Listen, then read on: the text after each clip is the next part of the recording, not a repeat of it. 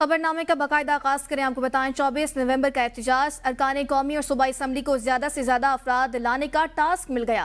अलीमीन गंडापुर की ज़ेर सदारत तहरीक इंसाफ पेशावर और जनूबी असला के अहम इजलास में एहतजाज की तैयारियों का जायजा लिया गया।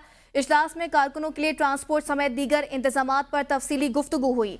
हर डिवीजन के मुंतखब अरकान को जिम्मेदारी सौंपने का फैसला किया गया। एहतजाज कामयाब बनाने के लिए मुसलसल राबतों पर जोर, यूनियन काउंसिल और विलेज काउंसिल की सतह पर कारकुनों तक रसाई का भी फैसला। 500 से 1200 तक नौजवानों को लाने की जिम्मेदारियां दे दी गई। ऐसे नौजवान कारकुन लाएं जो हर हाल में डटे रहें, ओहदेदारों को हिदायत। पेशावर पीटीआई एहतजाज की तैयारियों से मुतालिक वज़ीर आला हाउस में इजलास हुआ है। बुशरा बीबी ने कहा, बानी की रिहाई के लिए फाइनल कॉल है, वर्कर्स को निकलना होगा, वर्कर्स साथ फैमिली को भी निकालने की कोशिश करे। वज़ीर आला अलीमीन गंडापुर का कहना था, हर रीजन के लोग अलग अलग डी चौक पहुंचेंगे, इखराजात मकामी तंजीम के साथ सूबाई हुकूमत भी बर्दाश्त करेगी। वर्कर्स पंजाब में गिरफ्तारी देने से गुरेज करें, डी चौक पहुंचने की कोशिश करेंगे।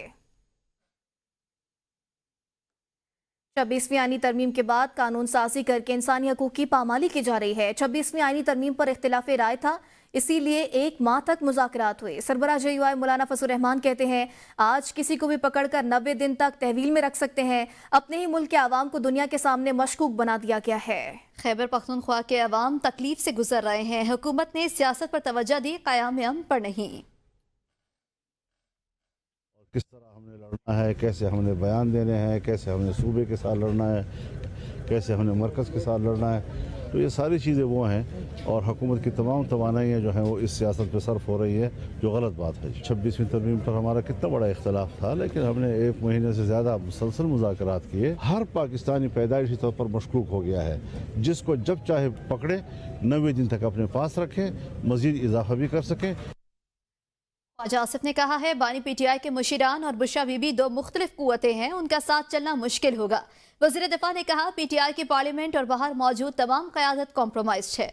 नून लीग की रहनुमा ख्वाजा आसिफ ने कहा है, पीटीआई के कौमी असम्बली की अगली सफ़ों और सेनेट में बैठे तमाम अफराद 2 नंबर हैं। 26वीं तरमीम में उन्होंने एक दूसरे को पकड़वाया क्योंकि पैसे लिए हुए थे। बानी पीटीआई खुद तमाम उम्र 2 नंबरी करते रहे।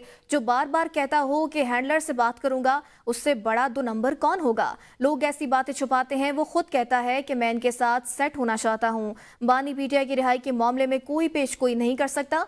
वज़ीर दिफा ने कहा, पाकिस्तान में 9 मई को ऐसी अहम तनसीबात पर हमला किया गया जिन पर सिर्फ भारत के हमले की तवक्को की जा सकती है। ख्वाजा आसिफ ने कहा, पीटीआई तो भारत के साथ कंधे से कंधा मिलाकर खड़ी है। पीटीआई वाले अब भी दहशतगर्दी की वारदातों में मजम्मत नहीं करते।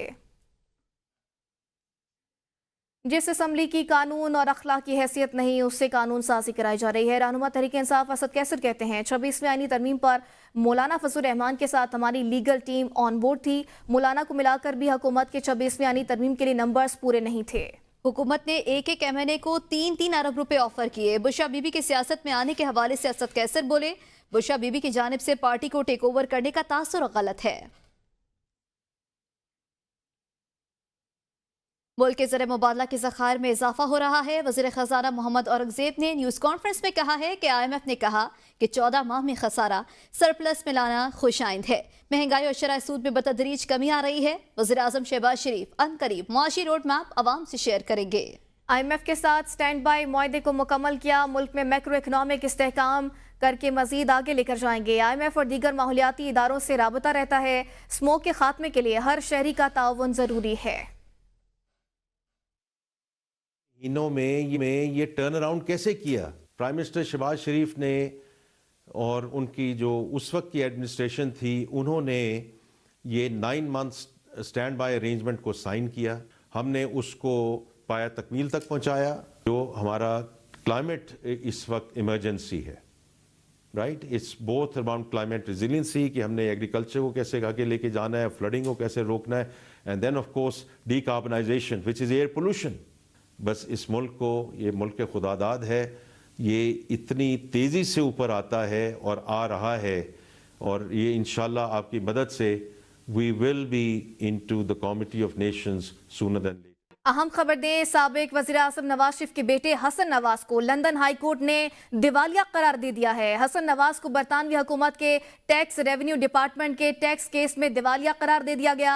हाई कोर्ट के मुताबिक हसन नवाज को साल 2023 के केस नंबर 694 के केस में दिवालिया करार दिया गया है। हसन नवाज से मुतालिक केस 25 अगस्त 2023 को फाइल किया गया था। आपको बताएं, साबिक वज़ीर आज़म नवाज शरीफ के बेटे हसन नवाज को लंदन हाई कोर्ट ने दिवालिया करार दे दिया।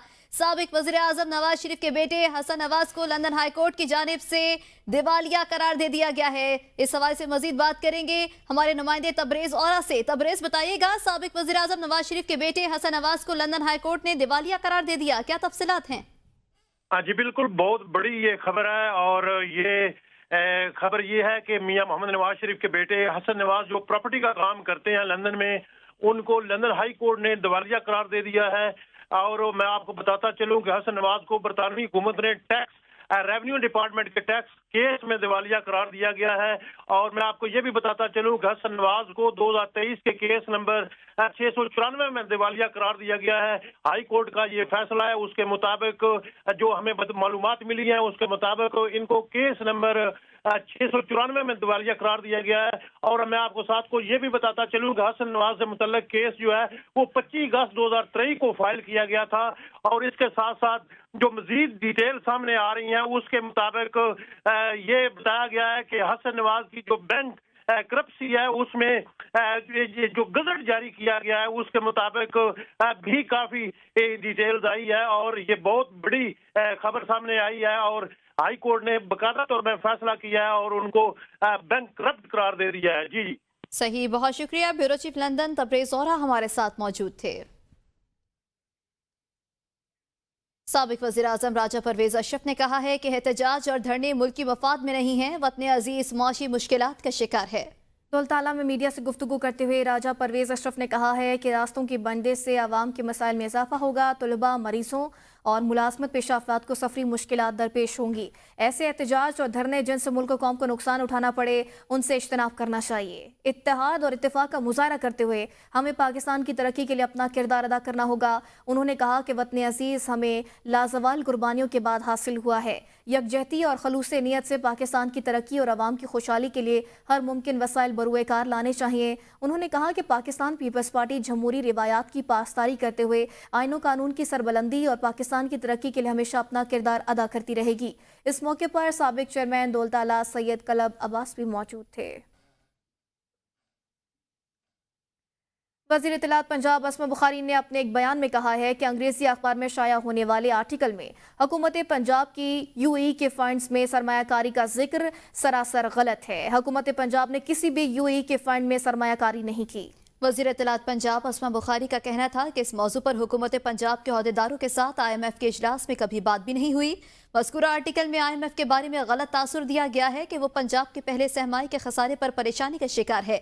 IMF ने तस्लीम किया है पंजाब हुकूमत को पहले सहमाई के इख्तिताम पर तकरीबन 40 अरब रुपए का सरप्लस था। पंजाब हुकूमत के सरप्लस को जाहिर करने वाले नजरसानी शुदा मालियाती ऑपरेशंस भी अपलोड किए। हकीकत यह है कि कौमी मालियाती मुआहदे में पंजाब के लिए सहमाई सरप्लस के अहदाफ नहीं हैं।